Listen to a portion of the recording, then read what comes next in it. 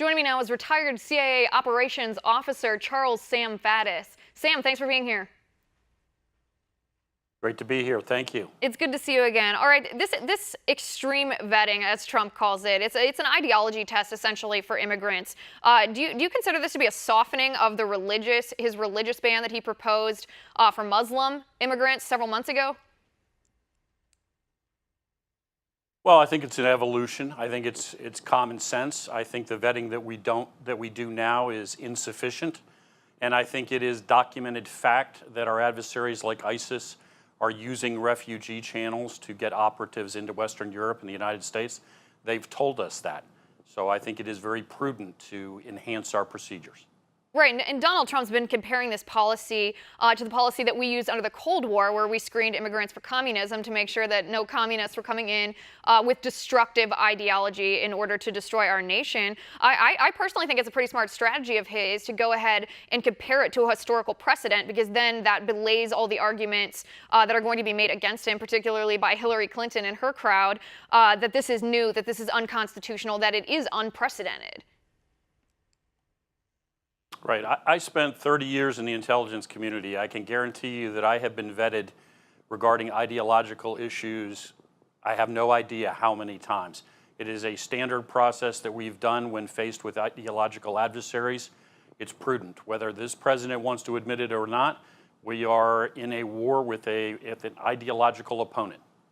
Right, and in the practical sense here, how is this done? I know there's certain things you can't reveal how it was done on you, but how would Trump's policy play out here? Because many of these nations where these refugees are coming from, they don't have records, they don't have intelligence agencies, they don't have cooperative governments that are going to hand over the background checks for these immigrants. How do we actually make that happen? Right, well, that's an excellent point. I mean, that's a whole nother dimension here, the practicality of it. You can ask people questions, you can get assertions from them, you can get affidavits from other people. In some cases, the reality may be that you are unable to document exactly who they are and where they came from. And in that case, I think we probably ought to err on the side of being prudent and not admitting them, rather than simply taking a chance. Right, and is that what you would expect from the Trump administration, that if he's unable to find documentation to prove someone's identity, that the rule of thumb would be err on the side of caution, you may not enter until you can prove otherwise? Well, that's exactly what I'd expect, and that's exactly what I would recommend if somebody were to ask me. I mean, we know not only that ISIS is putting people into refugee channels, but we know as a fact that it is very easy to simply purchase entire sets of false identity documents. You can go to Athens or Istanbul as a refugee and for a couple of $1,000s buy entirely fictitious EU identity documents that will allow you to travel throughout the EU and the United States. So we need to be very concerned about this and very cautious.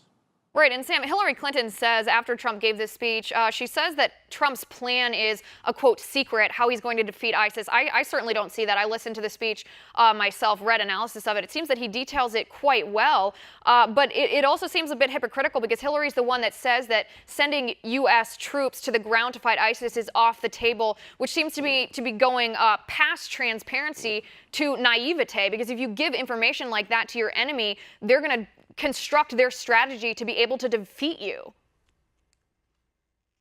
Sure, and let's be honest. Hillary's position is that she's going to continue doing exactly what we've been doing for 8 years in a war which we are not winning. That is the reality, that's the status quo. To continue to do that means we will continue to lose. So to ridicule somebody for having the audacity to suggest that maybe we ought to try something different is hypocritical and a little difficult to understand. Right. It also is lacking in substance, I think, because maybe Hillary doesn't have any counter arguments to what Trump actually proposed when he talked about the details of his plan. Because if her only defense is to say that that it was unclear, vague, or secret, well, nobody's going to believe that, even people who support her. Sam, we are out of time. Thank you so much for being here today. It's always great to talk to you. All right, let us know what you think. It is our government. We get to make the decisions. Tweet Liz_Wheeler. Share your thoughts, and we'll be back in a minute.